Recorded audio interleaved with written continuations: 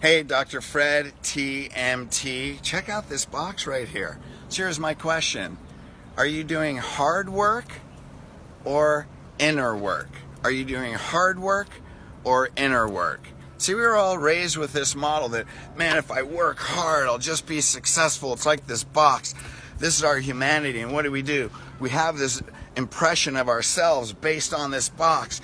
Man, and if I can just polish this box up, if I can just make enough money, if I can live in the house that I want and provide the life for my family and take vacations and achieve this status, if I can just make this box be great, right? That's an outside-in perspective. But as a spiritual being, what do we want to know? We really want to know what's in the box. But that's the scariest thing, right? Joseph Campbell, that everything you want, you have to enter the cave that you fear the most, because that's where you find your treasure. I'm totally paraphrasing on this one, right? Your treasure is in the cave that you fear to enter the most. What's inside the box is divine being. We want to know what's in the box. We want to know our purpose. We want to know our traits. But man, that's hard work. So what do? We just keep working hard and buffing the box, and sometimes it gets dinged and it gets scratched and smashed because we go through life. Sometimes we step on the box, right? We go through life, but I'll fix it and I'll polish it up again. And then I'm just going to work hard. Is success about hard work? You know, there's a whole new movement that says success is about inner work, not hard work. Now, there's a study out of Stanford that says after 50 hours of work, your productivity time basically dumps like this. At 50 hours, there's a dramatic decrease in productivity. At 55 hours, it's like jumping off a cliff.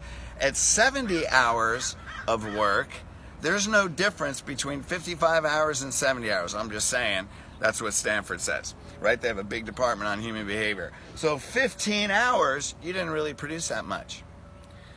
So you can go on Instagram and you can look around and all these highly successful people say, work hard, work hard, work hard. And do you need to work a lot? Maybe if it's busy, right? But what energy are you doing? This is being before doing, but at what sacrifice? Do those people that create multi-million-dollar and billion-dollar industries, do they spend time with their kids? Do they take that time? Right? And I'm not saying they do or they don't, but the question is, how many people have changed the world and sacrificed their families? That was Steve Jobs. Right? So there's people that change the world. Why? Because they want to create this box. I'm just saying, I'm not judging. We want to be highly successful. But what energy are you doing? Are you doing the inner work and not just the outer work? Carl Jung has a quote that says, until you make the unconscious conscious, you will call it fate.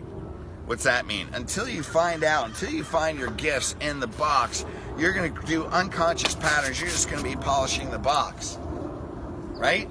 At what price? So here's the thing. Sorry. Let's go through this right here. Your relationship with yourself and how you view this box, this is a quote by Joel Osteen, is the most important relationship. Joel Osteen says it's even your relationship with yourself is more important than your relationship with God. Why? Because how you view yourself is going to determine an inside-out reference point. So I have a story that I want to tell you. I got a coaching call from a client last night, and he was having challenges getting through this couple events in his life, and he's probably watching this right now. And he was in the military, and so he was above some of the lower officers, and he kind of took this guy under his wing that was having a hard time, and he helped him out, and they developed a relationship, and the guy was so grateful, and he helped him along. And then the guy got shipped out to another camp, and then he was going through this exercise. It was hot and humid, and this long endurance stamina exercise, and he was dehydrated, and he just wandered off in the woods in delirium and died. And so my friend felt responsible. And he's saying, I can't get over this. Whenever I think about it, I can't get over that he died. I could have helped him. And I asked him, if you could change that story, if you could change what it was, what would it be? What would be different? And he said, I don't know. Because I couldn't help him. I go, exactly. It's not your responsibility. Right? And so we reframed this whole thing, and he felt better about himself. And then he said 2 weeks ago, His wife was driving at night down this road going about 50 miles an hour, and this woman, all dressed in black, was walking across a multi-lane road with cars flying down there. His wife sees her at the last second, swerves out, goes into this big slide. The passenger mirror clips this woman, but the car behind her couldn't stop and ran over this woman. Her body was totally destroyed, hit at least 50 miles an hour by a car. His wife pulls over, they see this mess. She's totally stressed, and now she doesn't want to drive. She can't get over the trauma. And he was trying to help her. He says, why don't you get help for yourself, right? So he calls me and says, this is what I need to get over. He took responsibility for a situation he couldn't change. Now his wife feels bad because she took responsibility for a wife she couldn't change. Here they have the same problem with traumas, for taking responsibility. See, that's a good thing. You take responsibility, but sometimes, and that's why I said, if you can't change it, what would you have done? And he said, nothing. So I said, what did you learn? What was the gift? And he said, I learned that people aren't always in your life, and I need to appreciate relationships while they're there. Oh my God, what a life-changing gift. So I said, if this guy would not have died, would you have learned that lesson? And he said, no. So his death has a gift. See, sometimes we want to bury our pain in the box for years and years and years and years until we unlock it.